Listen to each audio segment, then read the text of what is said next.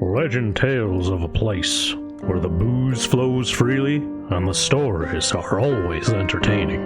If you are bold enough to seek out such a place, head 13 miles down the Tuscan Highway to a tiny blues joint known as the Townsmith Tavern. Once there, enjoy the ride.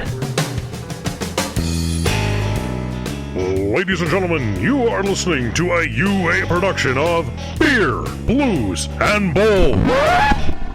Excuse me, you can't say that. You're gonna lose your family-friendly rating. You're gonna corrupt the kids. BS! A podcast that invites you to grab a cold beverage, pull up a seat, and enjoy time with friends. And here are your hosts, Howard Blues and the Mark Kidder.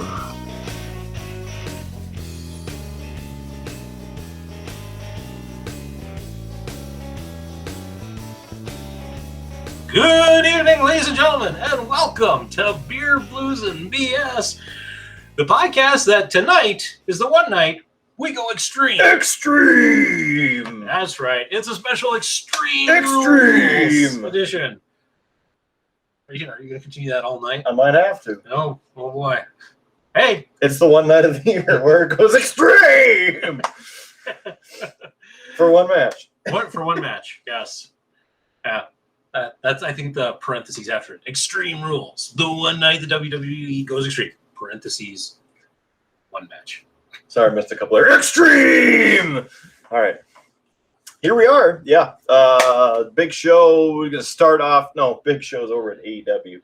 We can't say that anymore. Extreme Rules is going to start shortly. And we're over here doing the analysis so that you don't have to. That's why you can count on these good brothers and the wee one. Yeah. The wee brother. Exactly. Howie Jr. joining us tonight for Extreme Rules. So we'll look for some of the best insight to come out of him. I agree. So I suppose we should probably start with our predictions. And we kind of discussed this before we started up the old recording and last night, and, the night before. We have a lot of discussions that don't actually make it on this show, which is probably good because then the episodes would end up being 3, 4, or 5 hours instead of 2. Mm-hmm. So we're going to give you the straight up matches and the predictions, and then we are going to painfully watch tonight's dumpster fire and do a quick analysis afterward. So again, you don't have to. Again, the one night that WWE goes extreme. So let's start it off. The kickoff show, Liv Morgan, Carmella, I almost said Charlotte Flair. That's coming up later. Liv Morgan and Carmella at Extreme Rules in a normal match. I actually thought you were going to go Charmella. Oh, that'd be like a throwback, and Nobody would see it coming. Nobody would see, yeah. Nobody would see Kind of like this match. I mean, to some degree, it kind of came out of nowhere. But Liv Morgan, Carmella, I'm going to go with no, I won't go with Carmella. I'm going to go with Liv Morgan. Liv Morgan. I'm also going to go with Liv Morgan. Okay. For no real reason. Okay. Just like the match. All right. Next one on the list is Charlotte Flair, the WWE Raw Women's Champion, and Alexa Bliss. Cray. I will go out on a limb and choose Alexa Bliss. I'd like Bliss to win it, but I think she's too weird to have it, so I think it's going to be Charlotte Flair. Because otherwise, why have Charlotte Flair take it off of Nikki, take it off of Rhea Ripley? Mm-hmm. Kelvin is shocked by this whole thing. He's shocked. Doesn't want to hear any more of this. But the new development, those two have become a tag team and won the tag team titles. I saw that in, again, one of those really weird, clearly we don't have anything better to do with you sort of moves. But yeah, I'll take Charlotte Flair. I don't think she's going to lose to Alexa Bliss, as much as I'd rather see Bliss have the title because I think she's more entertaining. Yeah. Next on the list is Damian Priest, the United States champion, against Sheamus. And now Jeff Hardy's been added. That is a triple threat match. That's how extreme it is. Forgot to mention the other match there. Charlotte Flair and Alexa Bliss, a regular match at Extreme Rules. So, again, for the United States Championship, a regular match at Extreme Rules. So there's that. This one, I will go out on a limb. Damian Priest retains. That's not even really a limb. It's Damian Priest. I mean, That's true. He's on fire right now. He's on fire right now. He's a young guy versus two old veterans who, it's going to be Damian Priest. All right. Next on the list, your SmackDown Women's Champion, Becky Lynch, and Bianca Belair at a normal match at Extreme Rules. Becky Lynch, the man, winning again. Yeah, I think you got to have Becky contained because otherwise, why have that whole flip at SummerSlam? So that's Becky. Yeah. Next on the list, the Usos, your SmackDown Tag Team Champions, and the Street Profits battling it out for those SmackDown Tag Team Champions. Championships, that is. I will go out on a limb with this one and go with Street Profits. I think the Usos are going to retain, but you know what? I'm going to be different. You know, I was actually also thinking I would go with the Street Profits, as this might be the DraftKings match of the night. And by that I mean the one match that's like, what? Yeah, so Okay. we'll go Street Profits. I don't think that's really going to happen, but Well, we'll both be wrong together. share in that misery. Another normal match at Extreme Rules. And then in the probably headliner for the evening, your champion, that is the Universal Champion, Roman Reigns, against not only Finn Balor, but it's the Demon, Finn Balor. And, of course, it is good to mention that apparently the Demon in all of his matches has not lost. Actually, I He did some fact checking on that. Okay. Back in NXT, he did lose to Samoa Joe, Okay. one of the title challenges. So he has lost in NXT. But what we all know is that NXT doesn't matter when it gets to the main roster. So yes, he hasn't been defeated as the Demon King on the main roster. That said, I want to pick Finn Balor. In fact, I'm going to pick Finn Balor. I know I'm wrong. I'm just giving up a point, but damn it, that's the way I feel. I wanted to pick Finn Balor as well, but since you're picking the Demon, then I'll go Roman Reigns. It's just like free point. Free point. Yes. We'll see what we can do. So that's that. Oh, I'm just going to say, based off what we've so far seen in the kickoff, which we're mostly down here recording during the kickoff, but there was the whole thing that happened in the back. Yes. So just a quick fill-in as the Big E and the New Day came in. They were ambushed by Bobby Lashley, and AJ and Omos were also involved. I'm going to say we're going to get a 6-man tag before the night's done, and I'm going to almost guess that Big E and the New Day win. So I'm just going to throw that out there on the predictions that that's going to happen. And I would also agree in that train of thinking right there, especially because on Monday Night Raw, Bobby Lashley ended up destroying Big E with a chair after their triple threat match. It was Big E, Roman Reigns, and Bobby Lashley. Yeah. So that should be kind of interesting there. But yeah, I also failed to mention, I think, the one match and the one night that WWE goes extreme. That is your headliner. See how extreme it is? Extreme! I know, I'm not shocked too. Yeah. Yeah. That's your headliner. So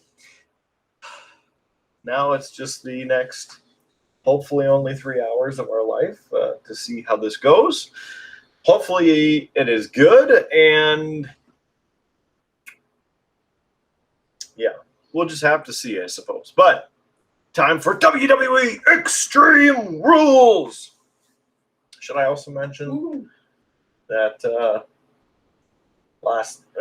Friday night. Really good match. It was AEW Grand Slam on Rampage. Some quality matches there. We'll cover that in the post show. Okay. We should probably Bow show.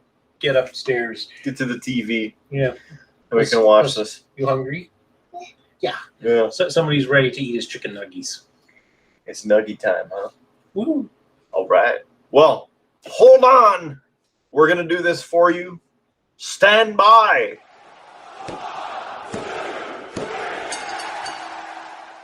And we're back. Extreme Rules has just finished up. Extreme. We came down here. And yeah, that's a pretty good summary right there. I think we're done. Good night, everybody. All right. Well, No. should we go over the thing? Yeah, we probably should. Okay. Well, let's start out with the kickoff. I was going to call it the pre-show, but it's the kickoff because it's not really the pre-show because it's on the kickoff, but the pre-show is the other thing. Liv Morgan and Carmella. Decent match. I mean, it's a women's match, right? Well, it was a match with like no story build up, no stakes. It was just from like last week of Liv tripping Carmella into the ring rope and like busting up her face to, mess up her face. So it's a match with, no build up, no story, no stakes. Yeah. I mean, not that it was a bad match, but it's just, we've talked about it. There's plenty of other talent that wasn't on this card. Why was this on there? That's because it was so extreme that they had to put it on the kickoff. Yeah. Anyway, the big thing with this, like the match itself in the kickoff, was that the Spanish commentary was coming through the entire match, including the entrance, and so they were talking over the music and talking over, I think Mike Rome was announcing, and talking over Michael Cole. it was an audio mess. It was horrible. So it's very distracting. Unable to really focus on anything. So what happened in the match? Some wrestling moves happened. It's kind of one of those things where you get distracted by what's happening that you don't actually pay attention to what's happening in front of you. So there was that. I mean, Peacock sucks. Just say that. And I don't know if I will give Peacock a little bit of credit because it's possibly not their problem. It could have been WWE's fault, which again is a possibility. But for two multi-billion-dollar companies to have that big of an audio glitch at a pay-per-view, like one of the main events of the year, is a joke. Well, and especially since it ran not just through that match, but I mean, even then when the show started proper, they were still having that issue. But it switched to French. Oh, I missed that. Yeah, it wasn't the Spanish commentators anymore. It was the French commentators. We went international on this show, folks. And if you check out my Facebook page, then you'll see a couple things that are interesting on there. Maybe future Howard will screenshot those and share it for the world. We never know. Stop making work for future Howard. I said maybe. He doesn't have to. It's not an obligation. Yeah, but you brought it up, so now he's always got to. Okay. Anyway, I think we said Liv Morgan won. Yeah, Liv Morgan picks up the victory there. Of course, as they said multiple times, the one night of the year that WWE goes extreme. Really boring. On a PG show where most of the matches have normal rules and no one is allowed to bleed or curse. Although Bobby Lashley said shit. He did. We heard it. So there's that. That wasn't just a shit. It was a chicken shit. Yeah, chicken shit. Yeah. All right. So the show opens. We're listening to English and French at the same time. And like, oh, the WWE. Oh, and then you have Michael Cole and everything losing his mind. And then we get in the opening match. I have to remember back that far. It was the 6-man tag. That's right. That happened on the kickoff that we alluded to. We alluded to, yep, and yep, it did happen. So it was the New Day versus Bobby Lashley, AJ, and Omos. Because, you know, what better booking than putting the WWE champion in a last-minute match? Well, No? you know, it's okay in the sense that, I mean, people love seeing him with the New Day. I mean, this was kind of a New Day nostalgia pop. You know, I can understand that aspect of it. And I just don't think that they have, since they basically sped up their plans and put the title on Big E in, you know, basically in a reaction to losing to Dynamite. I think that they just didn't have anything really to go or to build. And so they felt like they needed to build some more, and this was kind of their way to do it. Sure. So it was all right. I mean, it was a decent 6-man tag, a lot of action, a lot of spots, a lot of close calls. Wasn't bad. Interesting fact as well about Raw and AEW ratings is that Raw won this week. Yeah, but that's because, again, they're throwing so much stuff at it. I mean, Roman wrestled twice on that card. So, I mean, they're in desperate mode, but yeah. And then what do? Like, pretty much right after that match, coming soon, the WWE Draft. Went out of focus. It was so extreme that we went out of focus for a second. It's insane. So what happens? Anybody can be split from anybody. What does that mean? Big E's going to go that way and a New Day are going to go that way again. Let's keep them together. I mean, hey, you know, yeah. I think you and I have talked about stable. Stabilize the focus. Yes, that. Not that. It's a little bit better. Freaking out, man. Try harder. You tell your thought. I'm gonna kick this into overdrive. Yeah. Anyway.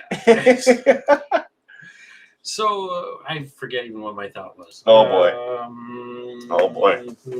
There. I think we've made it. Oh, the draft. You and I have mentioned, or at least I have mentioned, that the draft has lost some of the appeal to me because I think they should do it as an actual true draft.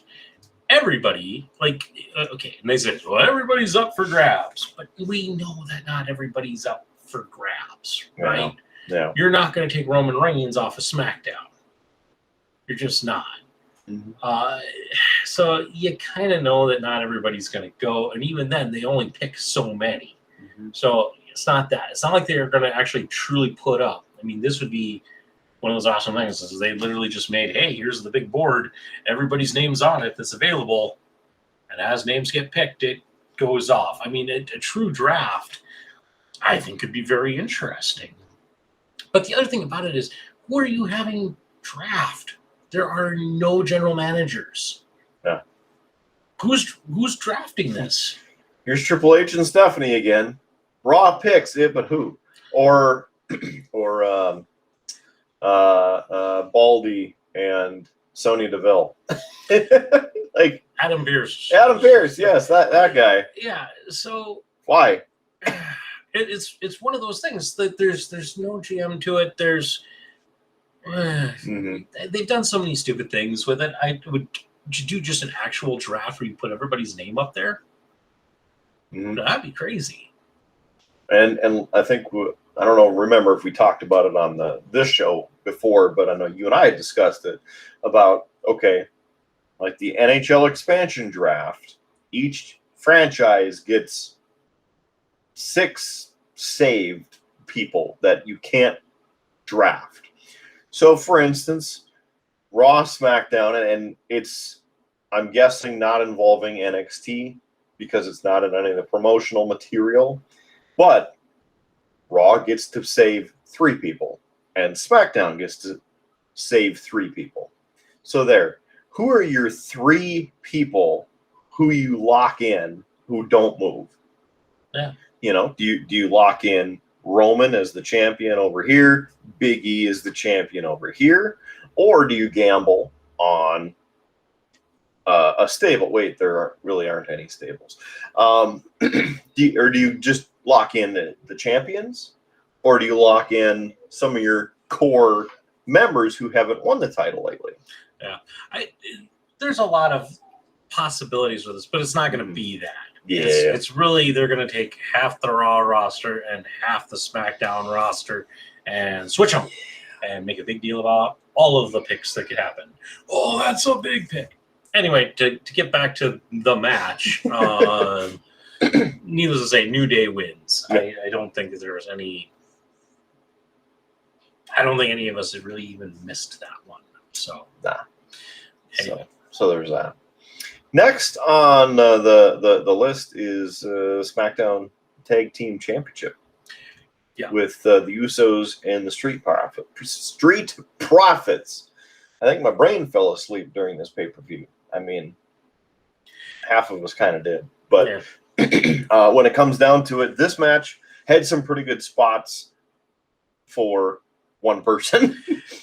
Yeah.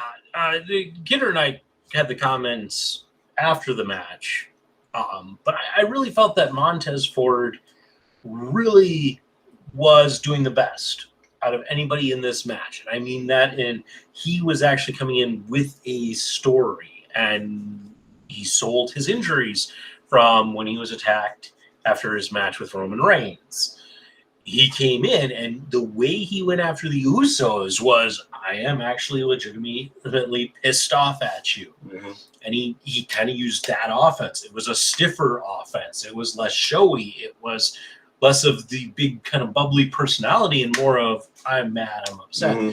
And he did a fairly consistent job of selling the rib injury throughout. A lot of times when they're, selling the leg, and yet here I do this incredible spot because I have, it's an incredible spot. It's going to get a pop, and it's not a real leg injury. And then, 2 minutes later, it's like, oh, my leg. Yeah. No, he actually did a fairly good job with the ribs kind of consistently throughout. So he was phenomenal within that match. And if you kind of just followed him through it, it was a very good match in that case. Yep. But there wasn't enough other story with the other 3 participants. If that makes sense.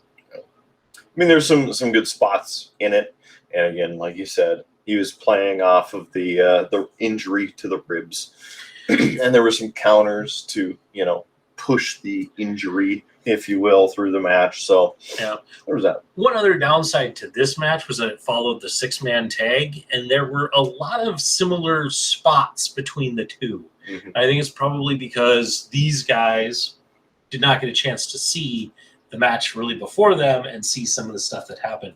This happens again later in the card where you see some of the same kind of did you not really pay attention to the match just before they just did these spots? So even part of it, what WWE has been struggling with is every tag match has to have these 5 moves in it. Every single time, or there's a 6-man tag, it has to have this in it. It's just kind of. Sorry, I'm distracted. Gitter's got his Twitch stream up, and there's an advertisement for Star Wars Visions on here, and it caught my eye. All episodes now streaming, apparently. Yeah, it's kind of 7 anime studios taking kind of a shot at Star Wars stories on Disney Plus. I might watch that. There you go.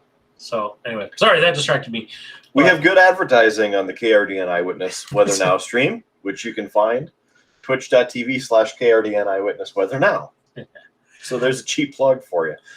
This one, it was close a couple times, so I give them that they had the element of like, oh, they could pull it off. But the Street Profits, as we know, not going to be given the opportunity this evening to take those SmackDown tag titles. And yeah, the Usos maintain the bloodline through that match. So I'm just checking my notes here as we go through this whole thing. Let's see. So then there was the challenge because Bobby Lashley was pissed. So then this is where he comes on the screen and again calls Big E chicken shit. And you're going to give me my title, and it's my title, and I'm whining. So the next match on the card is Charlotte Flair and Alexa Bliss. Again, which could have been an Extreme Rules match. They could have done something extreme. I mean, have some lightning bolts or ooze or I don't know, something crazy, right? Make it extra weird. Well, the idea that I even had was since they had that whole interview segment on a playground, why not make it an Extreme Rules playground match? Mm-hmm. Mm-hmm. I bet you could do some crazy spots off that playground equipment. Yeah. That would at least have been extreme. That cheap plastic slide, Mhm. not a sled. Stand on a swing and get some momentum and then fly across the ring. Yeah.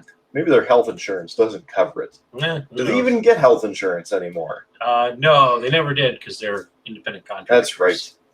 Plus cutbacks. Yes. So this one was all right. Yeah. I mean, Yeah. it wasn't a grade A match I don't remember most of it. or a grade B match.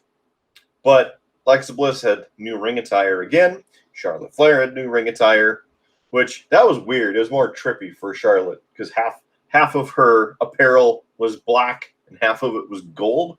So every time she's turning and stuff, you're like, blah, blah, blah, trying to figure out what you're seeing on the screen or what's going on. That one, that one ended in Charlotte retaining the Raw Women's Championship there. And then a part of the almost screwy finish for it was that Charlotte grabbed the Lily doll and threw her at Alexa Bliss. Alexa Bliss deflected, and then you're done. After the match, Charlotte continued beating up Alexa Bliss, and then went back in the ring and ripped apart the Lily doll.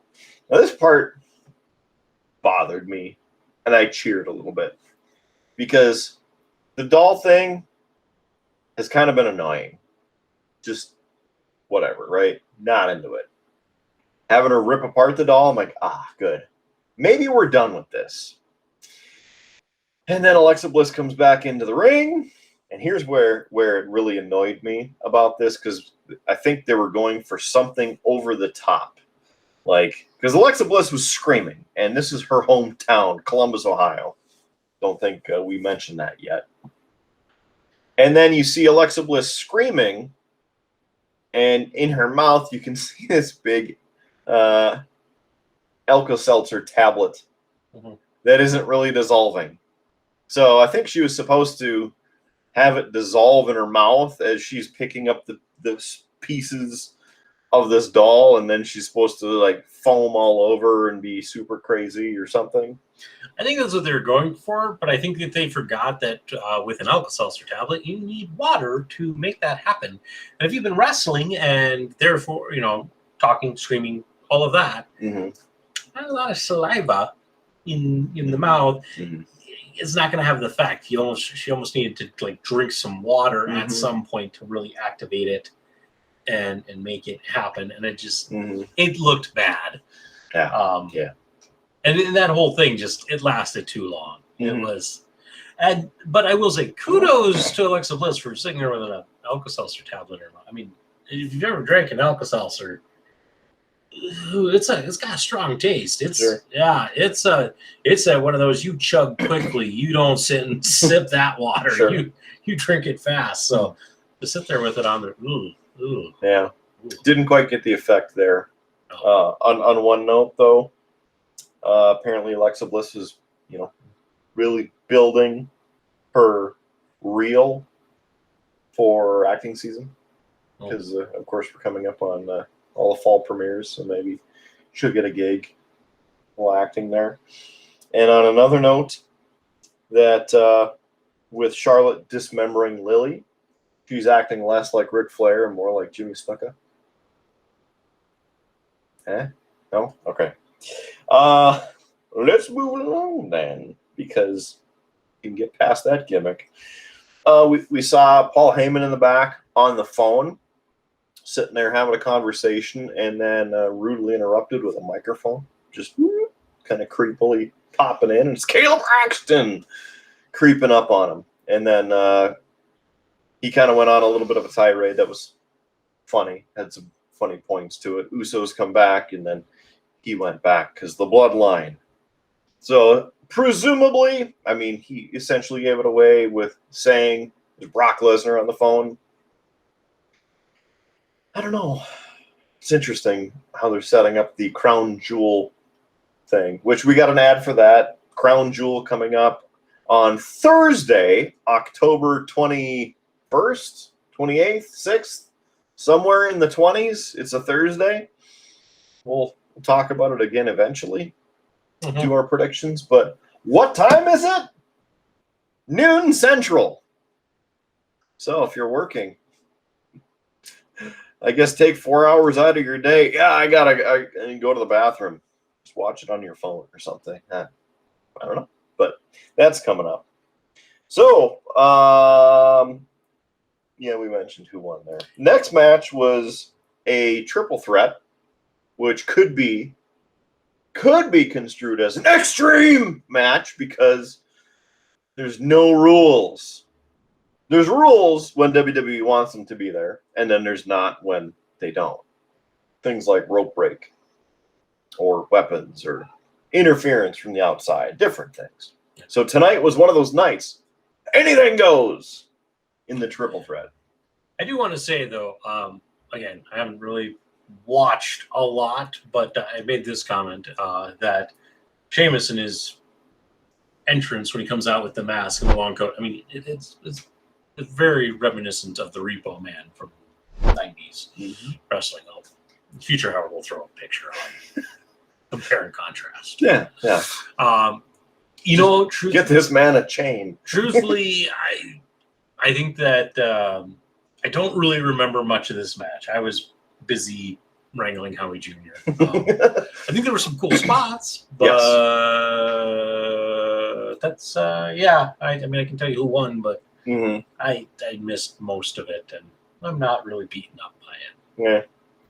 I mean, there was some good back and forth. A couple submissions were put in, and when about the moment when that person was going to tap, the other third member would come in and put that person into, some kind of a submission and different things like that. So, Jeff Hardy, I mean, good that he was in it too, because he was actually getting a shot, right? Yeah. At a title. So there's that. Again, some good spots, but was it necessary for a triple threat? Jeff Hardy getting put in there. I mean, it's good for Jeff Hardy. Well, there wasn't any favoritism or teaming, I guess, that was done, so that was nice. It was like balanced that way. Again, some good spots, and Mr. Archer himself, Damian Priest, picks up the victory at the end. Sheamus thrown out of the ring, and then a kind of a nice spot where Damian Priest showing some good respect and Jeff Hardy showing some respect back. And I said, very nice to have sober Hardy around. So hopefully Jeff can keep that going too, because, his career could be going quite a while if he maintains the sobriety thing. So next on the list, before we move on, because there was the Corey Graves announcing. Now, obviously, us doing this podcast, we're not getting millions of dollars a year. We're not on millions of dollars. We're not getting even thousands or hundreds, or frankly, we're not even getting tens of dollars at this point. So buy us a beer if you'd like to. Tens of dollars. So if you'd like to, beerbluesbs.com, you can buy us a beer or sponsor the show if you'd like, and we'll throw your name out too.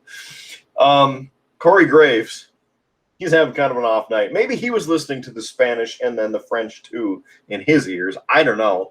But U.S. title match literally just finishes. They have a shot of Sheamus like this as he's staring at Damian Priest and Jeff Hardy in the ring. Corey Graves. There's still a United States title match coming. Wait, there's still the SmackDown Women's Championship match coming. It was a real off night for a lot of WWE production. There were some really weird shots to where you could just tell like the cameraman was on nothing interesting. So it was rough. It was a rough night on the production side. I'll say that. Yeah. So. Next match on the card, Bianca Belair. Title shot there against the man, Becky Lynch. This one went on a little long. I would have been okay with it being done in a minute or 2 or 5. It could have been shorter. It never got up to a real fast pace. And again, this one suffered from being, and again, yes, the triple threat was in between the two women's matches. But again, you saw some of the same spots, the foot on the ropes. Or some of that was just too similar. And it never really got going. Mm-hmm. So there's a lot of beat down, and there's some okay spots in it. Some of the athletic moves that Bianca was putting out there, different backflips and things like that, showing off her athleticism. I think part of this is they wanted to keep both of those wrestlers strong. And so it was a lot of one of them getting the upper hand and I'm winning. Now it's your turn. Oh, I'm losing. And it just, because it was so even, and again, no real great story to it. I mean, I know that there's this whole, at SummerSlam, you did this, and there's been some disrespect. You didn't see any of that carried into this match. There was none of that, and that, it needed that. It needed a little bit of story to it. Yeah. There was something, though. This match had some extreme elements. Lots of hair pulling. Yeah. And then, screwy finish. Hey, by the way, Sasha Banks still works here. Yeah. Surprise! And then on Bianca, so Becky Lynch officially gets the victor, excuse me. Bianca Belair would get the victory because of the DQ. Yes. But because it's a DQ, Becky Lynch gets to keep her title. Yes. So no title change. We lose a point there because we all had Becky Lynch. I think we all had Becky Lynch. Everybody had Becky Lynch. So technically, she wins, but she loses. So technically, she loses, but she keeps the title. Yeah. So she still wins. So we're not there yet. we're almost there. Last match of the night. The Demon King, Finn Balor, versus Roman Reigns for the Universal Championship. What a novel concept, having an Extreme Rules match at Extreme Rules! And then not really doing a whole lot that's really extreme. I mean, trying to pull out the table. Finn pulls out the table. Everybody's cheering, chanting the table. And then Roman Reigns, no, you're not getting a table. Pushes it back into the ring. And then we went into this discussing off camera technically the Demon hasn't lost in WWE because NXT doesn't count. And we're like, they're gonna do this tonight. They're gonna do this. It's gonna be the 1-21 thing. And just to mention too that they call him just the Demon in WWE, even though Finn Balor still calls himself the Demon King, as we're on his trunks tonight. But nope, he's just the Demon because we can't get him confused with King Corbin or King Nakamura or King Sheamus or anybody else who has ever held the title of King in a characterization. So, the Demon. Mm-hmm. We should have started taking shots every time they said Demon. No, I have to drive home. And I have a toddler here. That's true. Uber's a thing. Yeah. Lyft. Yeah, but Rideshare. But do they have a car seat? Yeah, that's true. Yeah. We'll figure it out. Anyway. We didn't drink. Maybe that was our problem. We didn't have anything to drink. Yeah, that's true. I mean, there were some interesting spots. I liked Finn pulling out the multi kendo sticks. Yep. That was a good spot. The spiked helmet. Yeah, that was all right. Just imagine, like, lean forward and run into them, just stab them. Yeah, not as good as in the past. A lot of times he has, with the Demon King persona, if he is in certain places, we'll try and find like a figure that he's kind of playing off of. So like in London one time when he did the Demon King, he actually did a Jack the Ripper demon version. So, but there wasn't anything really like that to this except for the spike mohawk on his headpiece. Is that big in Columbus? Spikes are big in Ohio? I don't know. I mean, I don't know. I don't think that there was quite as much maybe thought put into this one. Some really okay spots, not a bad match. The Usos get involved. Mm-hmm. Roman Reigns puts on a mask to go out into the audience. Yeah, that was kind of interesting. So it wasn't bad. Wasn't as great as I would like it to be. Wasn't bad. He fought back against the Usos, which was nice. Mm-hmm. Put one of them through the commentator's tape, the announce desk, and put the other one up against the barricade, and then put Roman through the table. Yeah. After. Yeah, they did this. It was kind of a cool thing. They haven't done that before, but they basically had like his heartbeat play, and then you see him kind of working back up, and then it actually went into his theme song, and he popped right back up. Because Romans had blasted him through the barricade surrounding the ring. Right. And so he's back up. He basically beats Roman back down, even does this really cool, it was a really great shot, kind of basically, I'm trying to think of what the area would best be called between like the timekeepers area in that area. Yeah, I mean it was a shot down there past kind of the commentators and such. Mm-hmm. There was a table set up, and you literally watch as the demon runs and does his missile dropkick, hits Roman, who propels back onto the. It was an awesome shot. Mm-hmm. I mean, regardless, it just. And Roman went through that table that he didn't want to pull out in the first place, so that was good. So you have all this. The demon is rolling. It's looking really good and exciting. He goes up to do the coup de grace. Grabs Roman, puts it back in the ring. Yeah. Goes up to do the coup de grace. You can kind of tell he's shaky on the ropes, and it would make sense why, because for some reason all of the top rope snaps, breaks, poof, drops him. His music cuts. Lights come back up because they use the red lighting. Yep. And we get a spear, and 1, 2, 3, the demon loses. Who knew that the rope was going to break under the weight of the ridiculous booking? Mm-hmm. Mm-hmm. Perhaps an extreme reaction to the finish of that. It's just Roman wins, in case you didn't pick that part up. It was just dumb. Let's put it that way. It was dumb. A poor ending for the demon. Yeah, and just give a reason why the rope all of a sudden the whole turnbuckle snaps.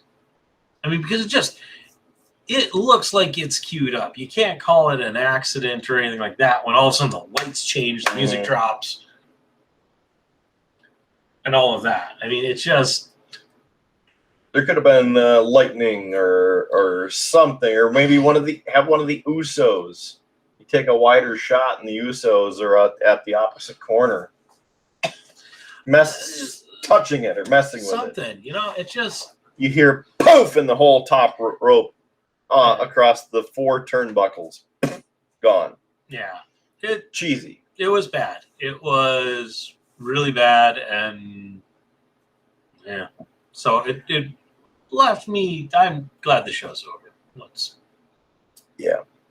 So I know we didn't really mention the reaction, but within those matches, after a couple of them, Big E came on and cut a quick PO'd promo about you're whining about your knee, you're whining about the opportunity that I got.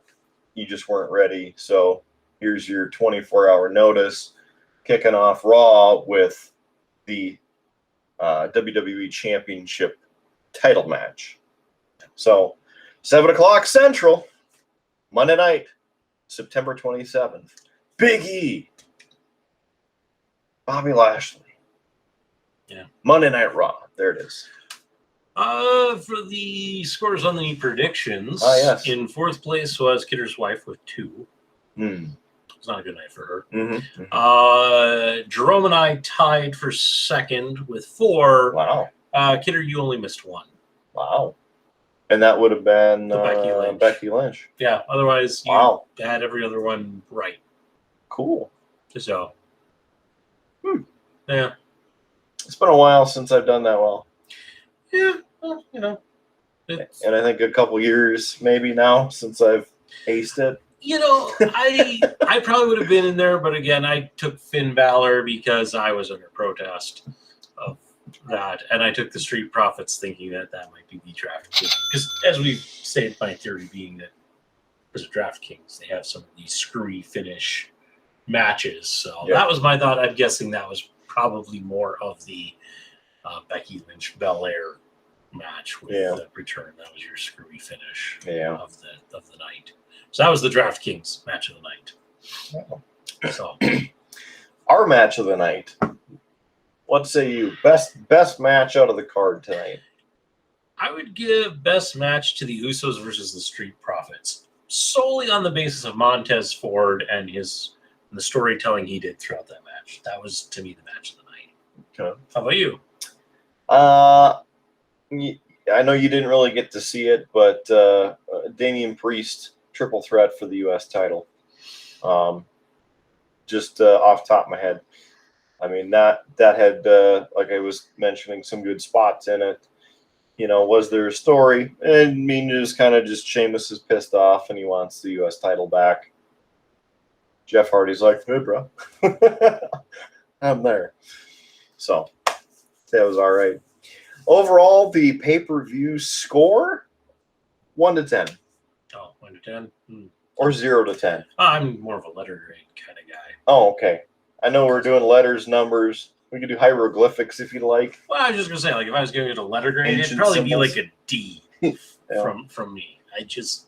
D for content, originality, storylines. Yeah. I mean, there just wasn't anything great, on this card. Even looking at the card when we were doing the predictions, there was nothing I really wanted to see on here. Mm-hmm. So, All right. If you want to do the letter grade thing, then I'll give it a D-. I won't fail it. I mean, because it had some good spots here and there throughout the entirety. I mean, for 4 hours of content, you should have something that keeps people interested for at least a couple minutes. So I'll give them a D-. And the reason that I go that low is because of really watching AEW and seeing their product. We've discussed this during the pay-per-view and several other times. I have mentioned things about AEW's production value, their ability to, work on things over the past couple of years. Because I watched the first episode of Dynamite, and I went, this is WCW 1999, and I turned it off. That's seriously what I said. I was waiting for some of like NWO to come out or something like that. But they have improved their product, especially since I didn't watch anything in between. I only saw brief clips like that you had seen matches or heard about them, and then, hey, check this out, and then watch some of those. And then with CM Punk's return, being able to see how much they've improved from that neutral standpoint, right? Because I was pretty insulated from AEW. Like, I didn't watch their stuff. I'd rarely see a promo. I like them on Facebook, but I really wouldn't see much. I even get their emails, but I just delete, right? Now, like, CM Punk is back, and I'm like, this is awesome, because I'm watching it, checking it out, actually watching the show. And I think I mentioned that to you a couple weeks ago. I don't remember the last time that I watched a full episode of Raw or SmackDown from start to finish. Number one, because, it's 2 or 3 hours. Mm-hmm. And that's a lot. Second part, getting used to this new product, figure out who these people are. Because I don't know half of the people on the AEW roster. I don't know what the hell these people are. So watching that, getting, an introduction to them. Kind of interesting. Then number 3, with the new acquisitions of AEW, people showing up. I know Christian joined before CM Punk was there, had the opportunity to win the Impact title, so he has that, and he's teamed with the Lucha Express. The Jungle people. Lucha Express, Jungle Boy, Luchasaurus, and Marco Stunt. Mm-hmm, mm-hmm. So they're pretty good. Getting to watch CM Punk, Darby Allin, and Sting.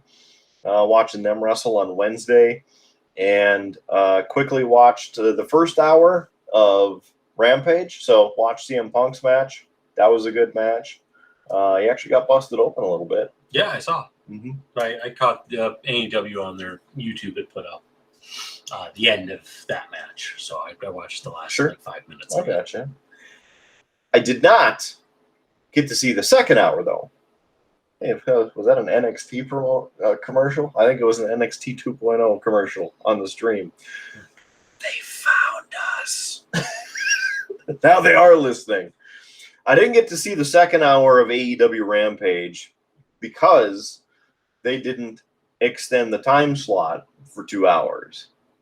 And they didn't name the other show as like AEW New whatever. So it didn't record the second hour. So I didn't get to see Jon Moxley and his match or a few of the other matches. But in the first hour that I got to watch tonight before this pay-per-view, so maybe that's why I gave him tonight's pay-per-view a D-, because I was still... You were coming off AEW. No, makes sense. But I did watch SmackDown in the 5 minutes after that. So I don't know. We're kind of up in the air here on all of that. But overall, it's a cool time to be a wrestling fan. Did we talk about the band list before? We did. I mean, the list as a whole, I know we talked about it in an episode, but the addition. We haven't mentioned the addition because I came out after we recorded that episode. Okay. So in a future episode, we run down a WWE, or it got leaked that WWE had created this, added to the list of banned words you're not allowed to say if you're a commentator, interviewer, or that. But since that, we'll leave that for that episode. Go catch that. That's great. But stay tuned. But recently it was revealed that Raleigh is another banned word because it's not prestigious enough. And so when they wrestle in Raleigh, they don't say where they're at. Apparently, Raleigh, North Carolina sucks so much that WWE wish to recognize that they are there. So it's Monday Night Raw Live or Friday Night SmackDown. We are live on Fox. Not from Raleigh, North Carolina, because WWE thinks that you suck. So if you live in Raleigh, North Carolina, you can send your comments and all of the hate mail or hate packages to WWE headquarters in Stamford, Connecticut. Don't send them to us. It wasn't us. We're just mentioning that they added to their little ban list. Just so there's no confusion. Yeah. So, I don't know. It was a good night for getting together because it's always fun to have you and me in the same room and add this piece to the list of our own. Yeah. Our database of wins and losses, more losses than not. Yeah. Well, it's all right. No, it was a good night, even if I had to spend a good chunk of it watching Howie Jr. Which, I mean, there's some weird noises upstairs, kidder. I'm a little concerned. That should be fine. Yeah, we'll see. I have decent insurance. Well, yeah, I'm not worried about that. Oh. I'm just saying, we're closing in on 11 o'clock. I should get that little Clobbering time. I was because I got to get him home and into bed. All right. Well, since we are officially on the clock, and it's not a beat the clock challenge, but your drive home might be, we'll just have to see in the next episode of Beer, Blues, and BS. Thanks for joining us for this special edition. The wrap up and emphasis on wrestling and analysis. Let's call it an analysis, I suppose, of tonight's edition of Extreme Rules. Not so extreme, but thanks for joining us for this show. Join us again next time for another edition of Beer, Blues, and BS. Online anytime for you, beerbluesbs.com. Please check us out there. Go to all the links, YouTube, Facebook. You can listen to us all over the place, like Spotify, Google, Apple, iTunes, Amazon. Everywhere that you can listen to a podcast, search Beer, Blues, and BS, and we are probably on that platform. iHeartRadio as well. Just throw that one out there. So, for Howie Blues, even though he's sitting right next to me, I'm the man, the myth, the legend, the Mark Kidder. Thank you for joining us again for this bonus episode. It's so bonus that it's extreme. Hope your glass is, never empty. And on top of that, we'll catch you on down the dusty Tuscan Highway. See you again next time. Beer, Blues, and BS. All right. Should be a good cut point, huh? Yeah. We'll twist that over. Okay, so you got to come over here now, and then where's my mouse? Stop. But do you want to stop? Yes. Stop. Stop the madness. You have been listening to a UA production of Beer, Blues, and BS. If you enjoyed the show, help others find out about it by rating the show or leaving a review at your podcast listening service of choice. Thanks for listening, and may your glass never be empty.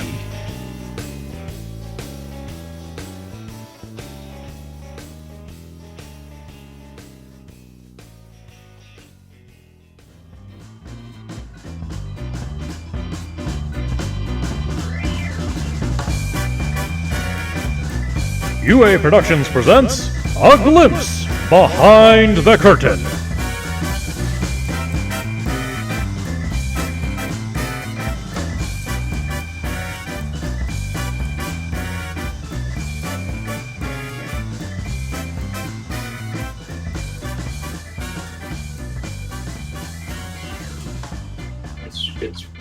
It's just those bullet points right there. Yeah, it said like some surprises, but Surprises!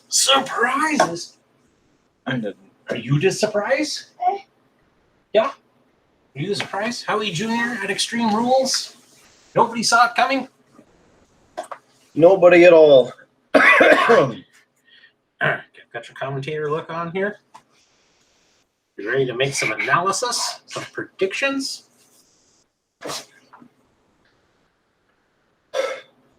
There. Yeah, How's that? I think it's as good as we're gonna look. Good as we're gonna be. Okay. You want to start it? I mean, I can. Okay. Are you starting it? Oh, okay. Ready and